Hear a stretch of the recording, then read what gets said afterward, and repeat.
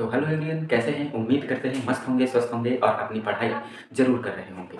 तो इससे पहले हम लोगों ने अपवहन में क्या होता है, विद्युत धारा क्या होता है, वो पढ़ लिया था अपनी क्लास 12 के चैप्टर नंबर 3 में। आज हम लोगों के पास टॉपिक है अपवाह अनुगमन वेग या जिसे अपवाह वेग कहते हैं और विद्युत क्षेत्र में हम लोगों को एक संबंध दर्शाना है, फॉर्मूला निकालना है। तो उसके लिए हम लोगों के पास टॉपिक है। चलिए स्टार्ट करते हैं।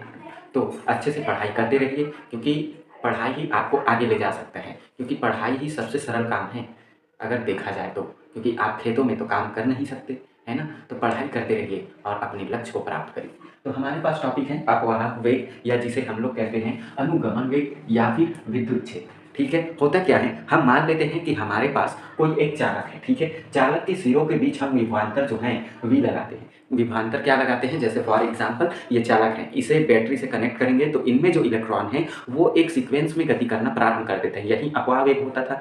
फिर हम इसमें विभवांतर वी लगाने पर इसके सिरों इसके जो प्रत्येक बिंदु है हर जगह पे क्या होगा, एक विद्युत क्षेत्र जनरेट होगा, विद्युत क्षेत्र उत्पन्न होगा, जिसे हम लोग ई कहते हैं। तो इलेक्ट्रॉन पर लगने वाला बल, अब चूंकि इलेक्ट्रॉन एक दिशा में गति कर रहे हैं तो उस पर एक बल लगेगा, तो इलेक्ट्रॉन पर लगने वाला बल जो होता है वो एफ होता है। तो F vector is equal to हम लोगों को मिलता है इलेक्ट्रॉन इंटू का विद्युत क्षेत्र, इलेक्ट्रॉन इंटू का विद्युत क्षेत्र। ठीक है, माइनस चिन्ह ये दर्शाता है कि इलेक्ट्रॉन की गति की दिशा विपरीत होता है। ठीक है, तो ये आपको याद होना चाहिए। यदि इलेक्ट्रॉन का द्रव्यमान m हो तो ठीक है, उसमें त्वरण उत्पन्न होगा। हम जानते हैं कि कोई भी अगर किसी भी कण पे बल लग रहा है तो बल के साथ उसका द्रव्यमान होगा और द्रव्यमान होगा तो उस पर त्वरण उत्पन्न होगा। तो उत्पन्न त्वरण देखा जाए तो हमारे पास न्यूटन के गति के द्वितीय नियम से क्या होता है, F is equal to M होता है। तो वहां से A का वैल्यू निकालेंगे तो A इज इक्वल टू होता है F डिवाइडेड बाई m, मतलब बल बटे द्रव्यमान। तो यहाँ हम F का वैल्यू रखते हैं, ये जो है, तो हमारे पास इलेक्ट्रॉन इंटू का विद्युत क्षेत्र डिवाइडेड बाई m, ये हम लोगों के पास होता है इक्वेशन 1।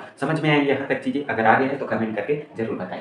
फिर ये बोलता है यदि किसी दिए गए समय में इलेक्ट्रॉन का वेग निम्न समीकरण द्वारा हम दे सकते हैं। इलेक्ट्रॉन का वेग मतलब एक इलेक्ट्रॉन दूसरे इलेक्ट्रॉन से, ऐसे हमारे पास n इलेक्ट्रॉन है तो उनका वेग निकालना है। तो पहले के लिए वेग जो होगा, अगर हम v1 मान लें तो v1 vector is equal to होता है u1 वेक्टर प्लस, यदि हम v1 का value v1 vector is equal to हम लोगों के पास होगा u1 वेक्टर प्लस का a इंटू का टाउ। टाउ जो होता है दो इलेक्ट्रॉनों के मध्य क्रमागत टक्करों के बीच विश्रांति काल को टाउ कहते हैं। ठीक है, तो ये विश्रांति काल होते हैं, जब टक्कर होने के बाद जाता है तो उसमें कितना समय लगता है, ये टाउ होता है। तो यहाँ हम लोगों के पास टक्कर जो है टाउ वो t1 होगा। इसी प्रकार यहाँ आप लिख सकते हैं u1 तापी वेग तथा t1 अंतिम टक्कर में लगा समय है। अन्य इलेक्ट्रॉन के वेग या संघट या टक्कर के पश्चात क्रमशः वेग क्या होगा, v2 v3, ऐसे करते करते हमारे पास क्या होगा, vn तक जो है इलेक्ट्रॉन का वेग परिवर्तित होता है। तो अगर हम निकालें इनका वैल्यू तो v2 इज इक्वल टू आपको क्या मिलेगा, u2 प्लस का a इंटू का टाउ 2,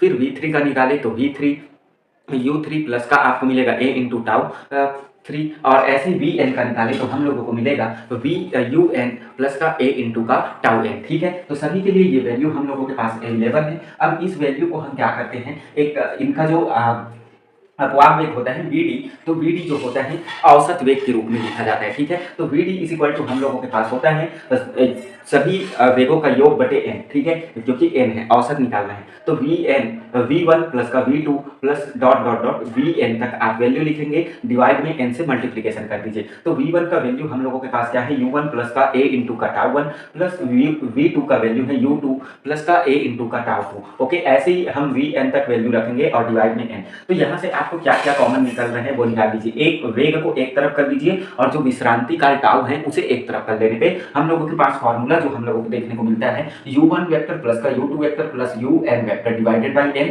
प्लस का a वेक्टर, और इसी प्रकार टाउ विश्रांति काल के लिए हम लोगों के पास होता है टाउ 1 प्लस का टाउ 2 टाउ n तक डिवाइडेड बाई n। ठीक है, ये हम लोगों के पास समीकरण 2 निकल के आया। ये जो समीकरण है, ये समीकरण 2 हम लोगों के पास निकल कर आ गया। अब थोड़ा सा ध्यान दीजिए, किंतु अनियमित गति के कारण औसत तापी वेग जो होता है वो शून्य होता है। तो हमारे पास u1 plus u2 plus un divided by n is equal to शून्य मिलेगा।